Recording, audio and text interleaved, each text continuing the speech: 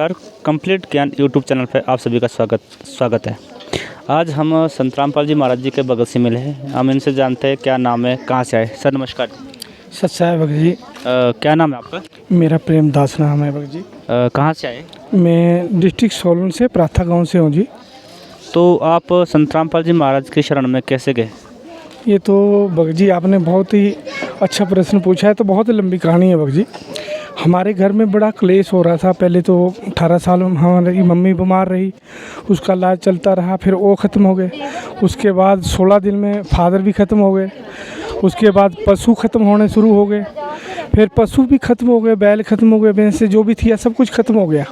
तो उसके बाद जिन बच्चों के सिर पे माँ बाप नहीं रहते हैं और ऐसा दौर चल जाता तो उनका दिल तो टूट जाता भगत जी। तो हम सोचा भी अब तो कुछ हमारा रास्ता नहीं है। तो फिर ऐसा हुआ, एक दिन घर में हमारी दोनों की मियाँ बीबी की लड़ाई झगड़ा शुरू हो गया और वो कड़ा चलती रही। एक दिन अचानक ही में, हम ज़िम्मेदार आदमी हैं, किसान परिवार से हूँ, तो घर में जैसे घास मारने वाली दवाई होती है, ऐसी दवाई 1 लीटर का डब्बा मैंने ले आकर के कालका से वो घर में रखा था।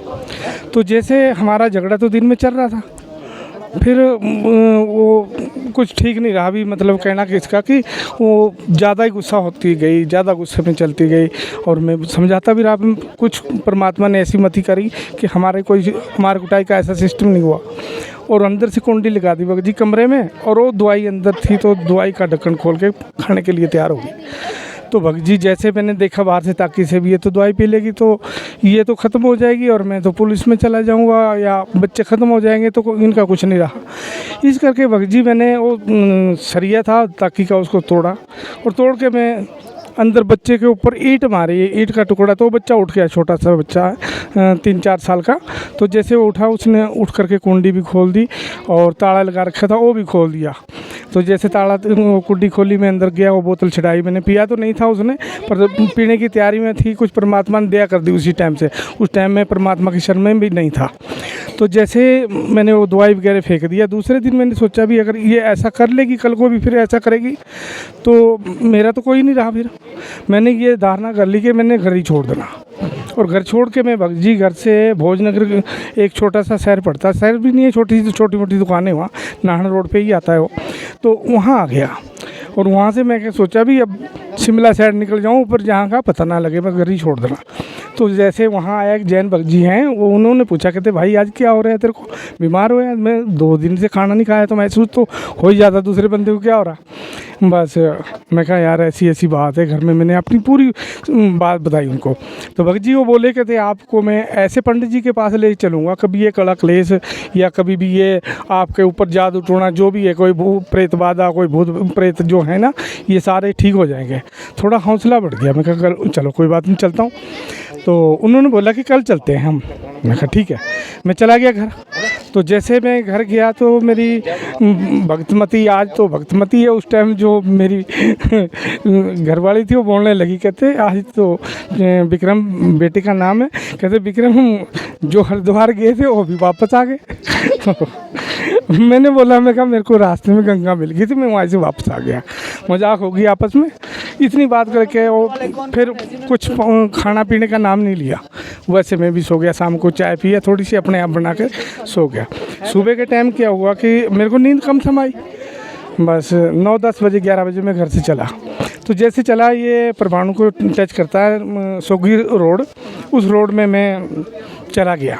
तो जैसे मैं वहाँ गया, जा कर के मेरे को 2-4 मिनट हुए, उतने को जैसे बैंक वाली गाड़ी होती है ऐसी वैन गाड़ी आई और उसने बोला, कहते परमाणु जा रहा भाई? मैं कहा हाँ जी। कहते आ जा। मैं जैसे आने के लिए उन्होंने बोला तो ताकि खोली, लेकिन ऐसा चिट्टा कुर्ता पजामा पहना था, मुंह मेरे को उन्होंने दिखाया कोई नहीं। और मैं भी गाड़ी में बैठ के भग जी। तो परमाणु कामली रोड पे जा कर के बाईपास के लिए एक छोटा सा रास्ता जाता है, वहाँ मैं रुका। पूरे रास्ते में भगत जी परमात्मा ने ऐसी दया बख्शी, ना तो मैंने उनको बोला और ना उन्होंने मेरे से पूछा भी कहाँ जाना, क्या है, कैसा है, कुछ भी नहीं। मैं बोल ही नहीं पाया जी कुछ। ऐसी परमात्मा ने दया बख्शी। और वहाँ कामली रोड पे मैं वहाँ उतरा पुल के नीचे, और जैसे उतरा तो मैं पैसे निकालने लगा। मैं कहा इनको पैसे दूँ, कुछ बात तो हुई नहीं। तो जैसे मैं पैसे देने के लिए जेब में हाथ डाला और पीछे देखा तो गाड़ी है नहीं। मैं इधर उधर देखने लगा, यार क्या हुआ, कहाँ गया, इतनी जल्दी तो आगे भी नहीं मेरे को दिखे और गई कहाँ गाड़ी। चलो अपने मन को शांत कर लिया, चलो चला गया, ना कहीं भी होगा, कोई भी होगा, मेरा काम सर गया, मेरे को यहाँ छोड़ दिया। और वहाँ से मैं बाईपास पे निकल गया। बाईपास पे निकल के वही जैन भगत जी, उनके एक वाइफ थी, एक उनकी साड़ी पता नहीं कोई ऐसे थी उनके लीडर, तो वो बैठे गाड़ी में 3 और चौथा में चले गए जी। परमात्मा की दया हुई, जैसे आश्रम में पहुँचे रात को 1:30 बजे के आसपास हम पहुँचे, 2014 की बात है। तो भगत जी जैसे हम पहुँचे तो उन्होंने, भगत जी ने बोला भी आप पहले भंडारा करो। मैंने बोला, मैं कहा कोई बात नहीं, कर लेता हूँ। तो जैसे मैं भंडारे के लिया, मैं 2-3 थाली खीर की खाई, बाकी कुछ नहीं खाया और कुछ चीज़ नहीं ली, वही 2-3 खीर की थाली खा के आराम से सो गया। तो भगत जी ने बोला, सुबह भी गुरु जी ने आशीर्वाद देना है, अब तू ये बता, अगर तेने परमात्मा की शरण में जाना तो वो बता, अगर तेने सत्संग सुन के वापस जाना तो वो बता। मैं कहा वापस तो मैंने जाना ही नहीं, वो तो पहले सोच रखी, घर से भी मैंने घर तो छोड़ ही दिया, मगर जाना कोई नहीं। भगत जी तो उन्होंने बोला, कहते अब भंडारा तो कर लिया, अब गुरु जी आशीर्वाद देने आ रहे हैं, तो आप फार्म भरा लो और उधर फिर तो आशीर्वाद लेना पड़ेगा। मैं कहा ठीक है जी। वो मेरे को नहीं पता ज्ञान क्या, ना मैंने ज्ञान सुना ना कुछ पढ़ा, सीधा ही भगत जी मैंने बस फार्म भराया और चलो जी परमात्मा से उपदेश लेकर आशीर्वाद के लिए चला गया। चलो उस दिन आशीर्वाद लिया, दूसरा दिन, तीसरा दिन हो गया। तीसरे दिन उन जैन भगत जी ने बोला, कहते भाई अब तो चलना पड़ेगा घर। मैं कहा यार नहीं, आज तो मन ही नहीं कर रहा जाने को। कहते तो कल चलते हैं फिर। मैं कहा मैंने तो जाना नहीं, यही दिन मैं सोच रखी, मैंने जाना नहीं। और भगत जी सुबह जब परमात्मा जी आशीर्वाद देने के लिए आए तो परमात्मा जैसे पास में आए, मैं तो कुछ बोल भी नहीं पाया, उससे पहले ही कुछ ऐसा हो रहा था। और मेरे सिर पे जैसे हाथ रखा तो ऐसा लगा मेरे को, पता नहीं कितना पहाड़ मेरे सिर से उतर गया। और परमात्मा ने बोला, बेटा घर जाते हैं ना, घर को नहीं छोड़ते, परमात्मा दया करेंगे। जय हो। मैं कहा बंदी छोड़ की जय हो, अब आज तो मैं बंदी छोड़ बोल रहा हूँ, उस टाइम बोलता था। मैं कहा ये तो अच्छा प्रश्न लगवाने वाला आदमी है कोई, इसने तो मेरे दिल की बात सोच ली। चलो मैं कहा ठीक है। दूसरे दिन आ गए भगत जी घर, उसी दिन सुबह आ गए। तो जैसे मैं घर पहुंचा भगत जी, तो क्या हुआ कि पहले ही मेरी भगतमती पानी का गिलास लेके आ गई, मैंने पानी पी लिया। मैं कहा तो पानी को पूछती भी नहीं थी, चलो कोई बात नहीं, ठीक अच्छी बात है।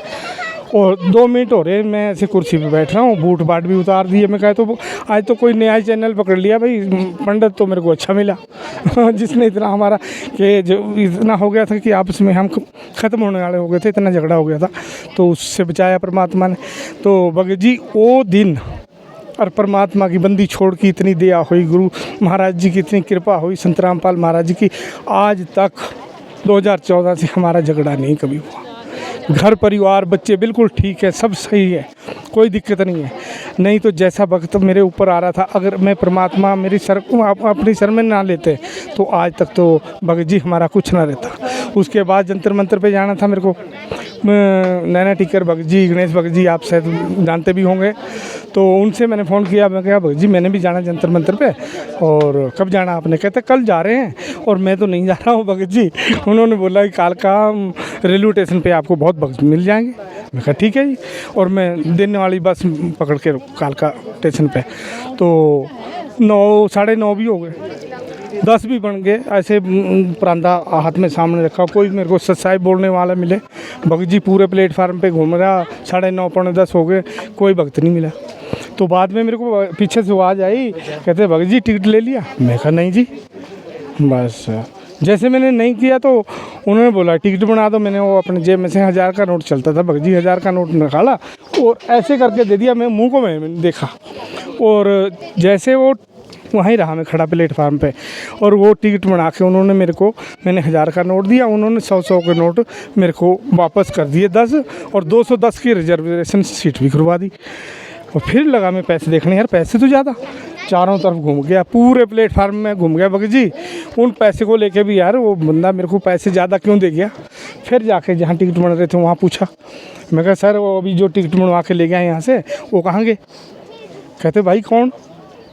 मैं कहा यार अभी 2 मिनट भी नहीं हो रहे, यहाँ टिकट बनवा के ले गया, मेरे पास से पैसे दिए, वो पैसे मेरे को पूरे ज़्यादा वापस कर गया। कहते हैं कोई नहीं आया भाई, जा। वो भी साइड में हो लिया। भगत जी तो इस करके परमात्मा ने ऐसी दया करी, फिर ट्रेन में बैठ गया। ट्रेन में बैठे तो दिल्ली पहुंच गए, फिर जंतर मंतर में भी परमात्मा ने पूरा साथ दिया जी। मैंने वो टोकन पीछे जमा कर दिया, टोकन तो लास्ट में जमा होना था, मैंने वो दूसरे नंबर में जमा कर दिया। अब मेरा गेट कैसे खुले, वहाँ तो टोकन चले तो वहाँ भी परमात्मा ने इतनी दया बख्शी जी।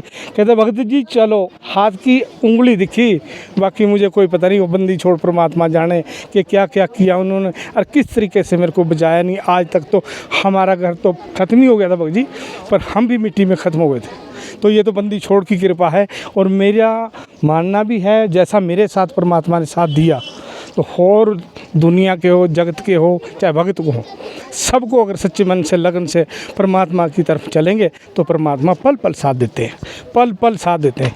हर चीज़ के अंदर एक टाइम की रोटी नहीं होती थी भगत जी। जिस इंसान के ऊपर ऐसे वक्त आ जाते हैं वो रोटी लायक नहीं होता, तो एक टाइम की रोटी नहीं होती थी। आज परमात्मा ने ऐसा मौज कर रखी है, चाहे मेरे घर में 50 आदमी आ जाए, सब कुछ दे रखा, मशीनें, चक्कियाँ, मोटरसाइकिल, सब कुछ दिया, कोई कमी नहीं रखी हुई परमात्मा ने।